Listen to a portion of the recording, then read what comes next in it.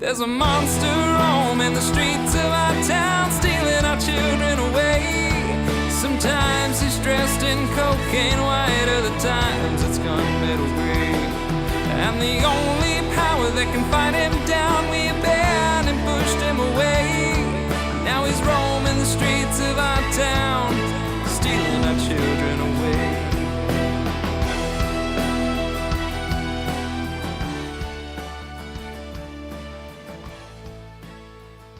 Welcome to ODTV. I'm Skip Mooney Jr. and my co-host Carol McFarland.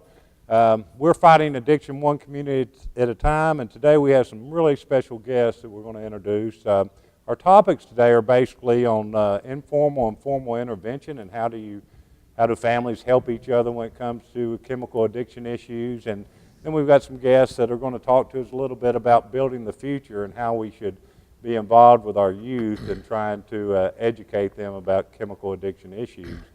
The first guest I'd like to introduce to you is Mike Leatherwood. Mike is on the board of Out of the Dark, Inc. He is a certified life coach, and that's going to be interesting to ask some questions about that. He has over 30 years of experience in dealing with treatment issues, relapse issues, transitional issues. He has founded several organizations that have been very successful across the country and has been acknowledged as one of the leaders on relapse prevention. He's been involved in hundreds and hundreds of interventions and how you help family members help one of their loved ones. So he's got a lot of qualifications, but for today's show we want to talk about intervention, and we're so glad to have you here, Mike. Thanks. Yes, thank you, Mike, for coming out today. The first question I would like to ask you is, what is a life coach? I know we've heard that term a lot in the last few years, and could you tell our viewers a little bit more about that? Yeah, I think that the way I like to think about life coaching is contrasting it with therapy. With life coaching, it's a very strength-based approach. Okay. What I try to do is sit down with families and look at their resources, look at the things that they're able to bring to the table in terms of their strengths, and work from there in terms of addressing the problem that people have, in their families. You normally involve the whole family whenever you're doing life coaching, or is it an individual base also? Usually I'm working with the family and not the identified person initially. Because the people that usually contact me first are the families, because they're very interested in getting that son or daughter or father some help. So they've gotten to a place where they're willing to get help first. Okay. And so they usually contact me first. Okay. All right, well, what kind of advice would you offer a family that came to you if they had a family member that they knew was in addiction? I think one of the first things is to address this whole issue of enabling and rescuing. I think a lot of families, if we're a mother or a father and we have a son or a daughter who's really sick and struggling with addiction, what we want to do, what we've been trained to do, is to help. Yes. And to love them and to do for them and to take care of them. And so what we end up doing is rescuing them from the consequences of their addiction. And we do that by enabling them. We take on those consequences, and then in effect we enable them to continue to use. So I think one of the first things that people have to do is they have to recognize that they are rescuing people from the consequences, and one of the best places they can start is by understanding the need to help that person begin to get the consequences for their addiction that are theirs, because it's really in getting in touch with those consequences and the pain of those consequences that person's ever going to really seek the help that they need. Okay, all right. Well, if we know someone, we know a family that's in addiction, how can we help that family? How can we help them to get to a place where they will seek to call for help? Well, usually they will make that call because they're experiencing so much pain themselves. There's a saying, when you get sick and tired of being sick and tired, that's when you generally will, seek help. And so what families do is they really get emotionally and spiritually and physically bankrupt and financially bankrupt as well. Yes, uh-huh. And as they begin to, as they're taking on the consequences, it's so funny, as they begin to take on the consequences of that addict, and they begin to take all the pain on themselves, you get to a place where you really are experiencing so much pain that you need some help. And so that's usually when I get that call. Okay. Now, you have over 30 years of experience in social work and substance abuse. There's a lot of controversy today on whether substance abuse is an illness or a behavior problem. What is your opinion on that? Well, addiction, substance abuse definitely has a behavioral component to it, and we have to address the behaviors that are around addiction. But I really do believe that that addiction from alcohol and drugs is primarily a disease that has different components to it. It has a physical, emotional, spiritual. All these are components that have to be addressed. And so there is an overlap. But it is important to recognize that that it is a disease. I mean, the studies that have been done over the last few years demonstrate that 1 out of 7 to 10 people that use drugs are going to use in a different way than a social drinker. And generally it's thought that that's because they metabolize those drugs in a different way. Okay. All right. Let me ask you this real quick, and we're going to have to wrap this segment up. We'd love for you to come back on the show. But if a family that's in need and needs help, and of course it is a family illness, it affects everybody, how would they get a hold of a certified life coach or somebody that's involved in intervention like you? Well, the best way to contact me is just by phone.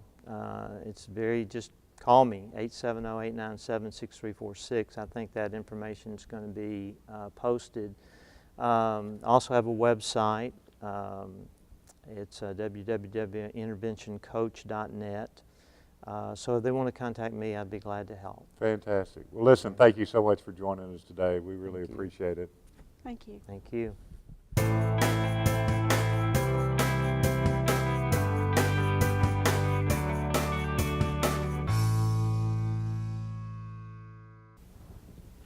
Welcome back to ODTV. I tell you, we've got a segment coming up here with some very special women that I've worked with over the past several years in trying to fight chemical addiction in our communities. These ladies have been actually working on our future and trying to change the environment for our kids. Jean Strasser actually started the Out of the Dark program with me in 2008. She's a retired school teacher. She wears many roles for the organization. Not only is she on the board of directors for Out of the Dark Inc., she actually started our Out of the Dark school chapters, which we're going to talk a little bit about today, and is involved with our coalition, and just about anything that we do, Jean's involved in, and it's a blessing to have her. Phyllis Curtis is here with us today, too. Phyllis has been involved with educating kids for over at least 25 years. She's had her own drug program within her own school.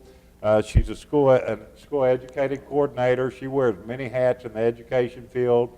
She has taken on some roles with the Out of the Dark movement, such as chairing our education committee and in our coalition, and she's been involved very strongly in our Out of the Dark school chapters. Ladies, thank you so much for being here today. Jean, I wanted to ask you, first of all, why in the world did you get involved in a project like Out of the Dark in 2008 when I was up yelling about it? Well, in July, when you had your first meeting, I was there and signed up to be on the education committee and research committee at that point. And then a little bit later, when you sent out a call for someone to chair the education committee, I waited around a while, no one volunteered, so I thought, well, I've got 6 or 8 weeks I could devote to this, and I've been there ever since. Well, thank goodness you have been there, because with you, we've developed the Out of the Dark local level up model involving how we deal with the internet, all our sectors of our community and so forth, and you have pushed, actually, the schools to get involved with some of these educational things. Can you kind of explain to the audience how our Out of the Dark school chapters work and about the committee that you started?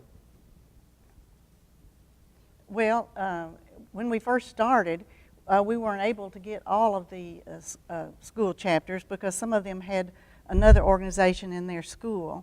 And, but we were able to get 6 almost immediately.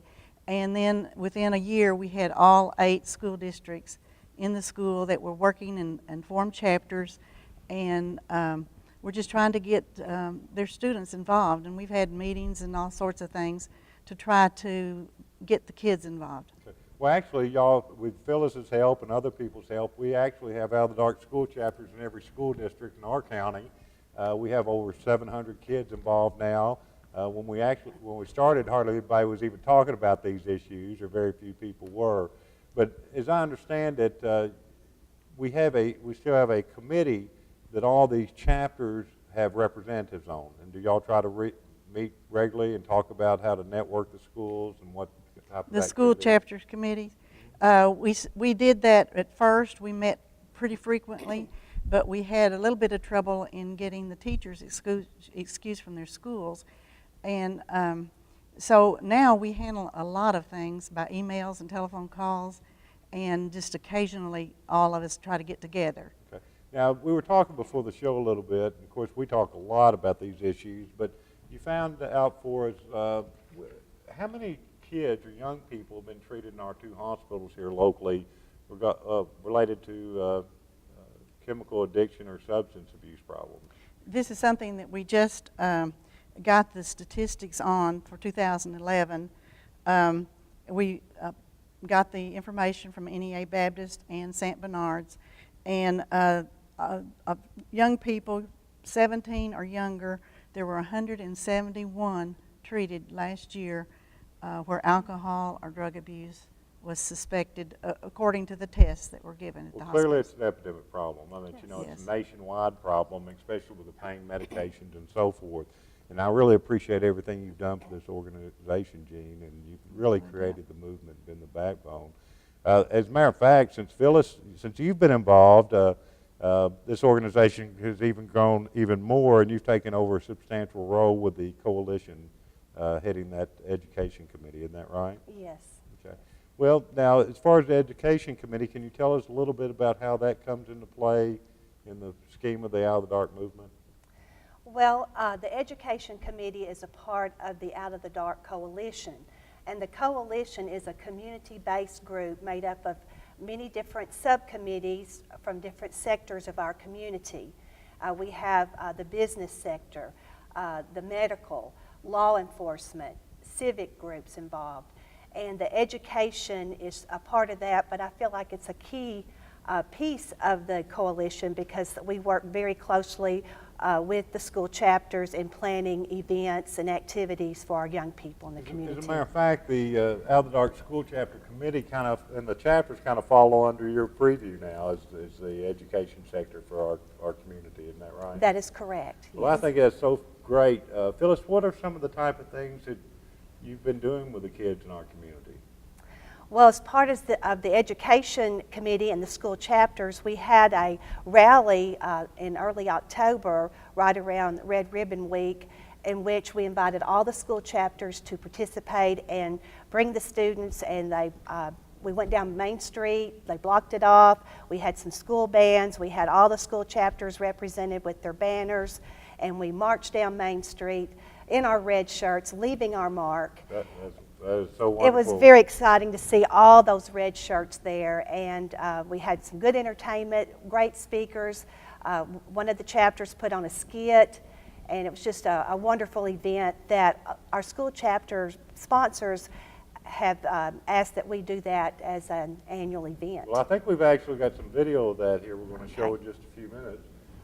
What I want to ask you about is, I mean, you've been involved with, you're teaching the elementary school, is that right? Yes. And you've been involved with these young kids for how long as far as your school chapter was concerned before Out of the Dark became in existence? Well, I've been a school counselor at Bay Elementary, and I had a passion. I felt there was a need that we have an organization. So we started one back about 1990. And we've met, and we've been very busy in activities. I've had guest speakers to come in. Every year we get involved in a service project and raise money for different organizations. And it's all about education. Education is the key. And elementary is not too young to get started. Okay, well, I think that's so fantastic what you're doing, because I know that it's not something that you get really paid for. It's just something that we're all reaching out to make our community better for our kids and try to provide better leadership for our children. There's also, I know the projects we've been involved in where we've taken high school students and have them demonstrate on the Capitol steps in Little Rock as the politicians are up there trying to decide on what policies they're going to make about like the drug prescription monitoring program. So it's amazing what we've been able to do.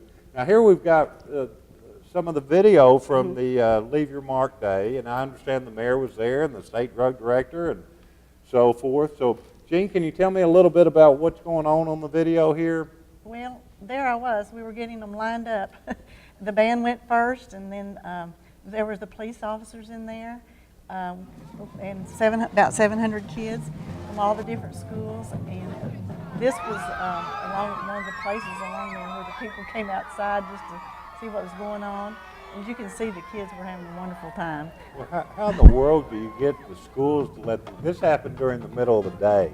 Yes, right. And, you know, it was supported by the city and the county. We had all these officials there. But how in the world were y'all able to get these principals and administrators to let these kids out of school to come downtown and have this rally march? Well, I feel like communication is the key. And if you explain what your goals and missions are, you know, they're very cooperative to let us out and supply the buses and no problem at all. I think that they've been very supportive. Well, Phyllis, your kids were actually involved in this, Yes. right? Yes. And what did they think about it afterwards? Oh, they loved it, just to be a part and see all the students from the various school districts, and just to be a part of that was very exciting for them. What were those signs that we were seeing? What were the kids doing there? Well, a lot of the schools created their own banners that they could put in front of them as they marched down the street, and displaying their colors and their slogans and their various school chapter names. Well, I think it's absolutely fantastic, and I understand, you know, that we had students from every chapter coming in and talking and giving stories about why we got to get involved. Is that right? Yes, we had some to give their own personal testimonies about how they felt it was important to have a drug-free community. Well, listen, thank you all so much for being here today. I know we've had a short time to talk, and hopefully we're going to have some other shows that we can sit down and visit and talk about in more detail. I'm sure if other communities want to find out how you can put together a program like that, they could contact us at www.outofthedark.org, and we'd be happy to help them, wouldn't we? Certainly. Thank you so much, ladies, for your time. Yeah, Thank you.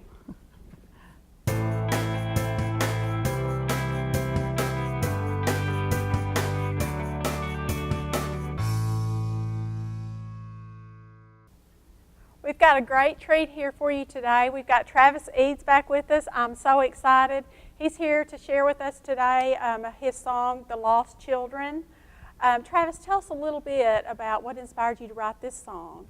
Well, you know, I guess we were just kind of writing at the time. Gloria Ross and I were writing together a lot at the time, and we had written Stealing Our Children Away, and I guess we were just kind of in that mode, didn't feel like we were finished with that theme. Interestingly enough, it was really before we found out what was going on with Out of the Dark. And what's really neat is as you listen to some of the lines in the song, you hear it like in the song we're going to play today in the bridge. It says, out of the darkness comes a beam of light. Well, we had no idea what Skip was doing in the community, but it was all happening at the same time. And so it was really neat to come back and find out what was going on in our community and to see how some of these songs fit. Okay. What is the favorite part about this song? What inspires you the most? Oh, I just think the reality of it, that's the sad part of it. Mm-hmm. But it's really the inspirational part of it too, is to know that there is hope and yes. that people do change and that we were created for something more, every single one of us. Well, just the link between the song and the future of the song being merged with Out of the Dark program, it shows that there is, a purpose for all things. I think that that's a part of it. So I'm just not going to waste any more time. I'm going to let you go ahead and play and share with us. So. Yeah, sounds great.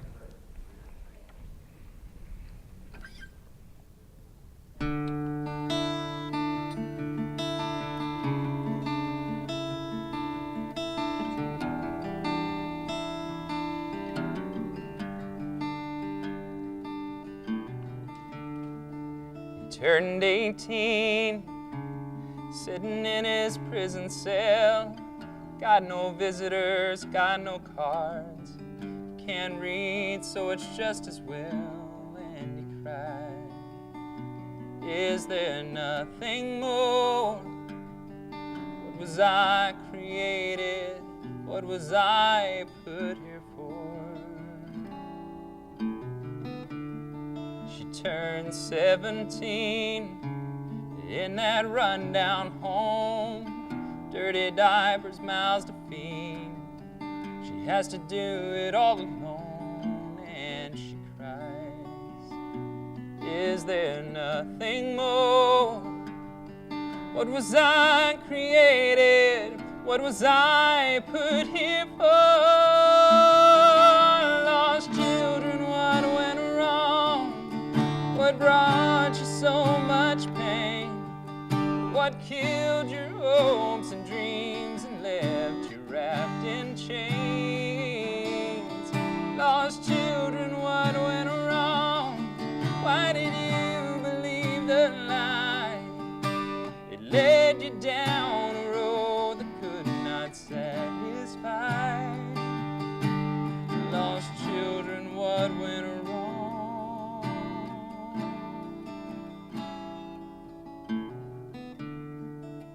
Turned 16, but life seemed so unfair. Providing for his wife and child was more than he could bear, and he cries, is there nothing more?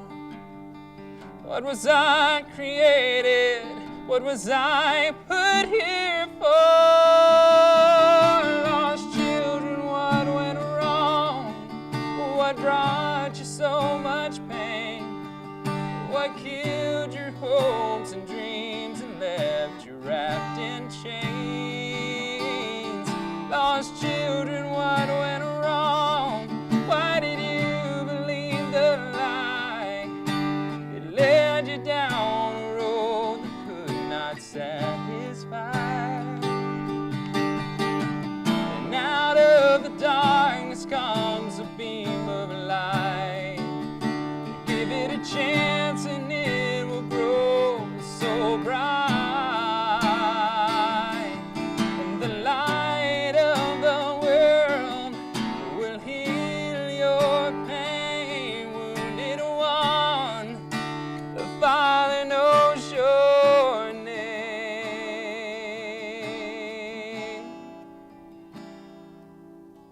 Lost children, what went wrong? What brought you so much pain? What killed your hopes and dreams and left you wrapped in chains?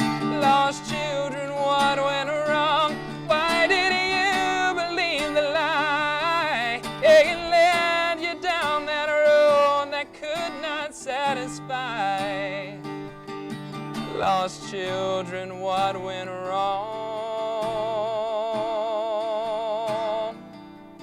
Lost children, what went wrong?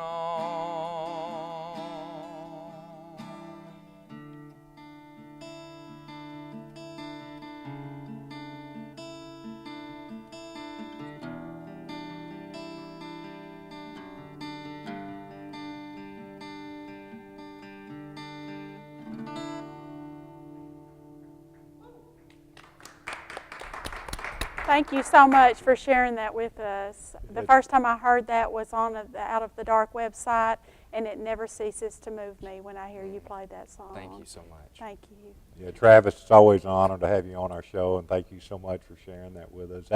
I tell you, that song just moves me from the standpoint is that we seem to have a lot of lost children out there. Yeah. And we're so happy that Out of the Dark is stepping in and trying to do stuff with like our Out of the Dark school chapters and you being involved. And I just really appreciate everything that you've done and sharing today on the show. That concludes our show today, and I want to thank, of course, Travis and Carol for stepping in and coming in and asking all the tough questions, and Gene Strasser and Phyllis Curtis and Mike Leatherwood. It's just been a great show. I tell you, I hope you'll come back and join us at our next show. We'll come up with some different topics. If you need help or you want to get involved with the Out of the Dark movement, we're really easy to reach. All you have to do is go to our website, www.outofthedark.org, and contact us. So hope you all have a great day, and thank you again for joining us. Travis, can you play out for us? Sure. Thanks. And out of the darkness comes a beam of light. Give it a chance and it will grow so bright. And the light of the world will heal your pain. Wounded one finally knows your name. Lost children, what went wrong? Brought you so much pain. What killed your hopes and dreams and left you wrapped in chains? Lost children, what went wrong? Why did you believe the lie? It led you down that road that could not satisfy. Lost children, what went wrong? Lost children, what went wrong?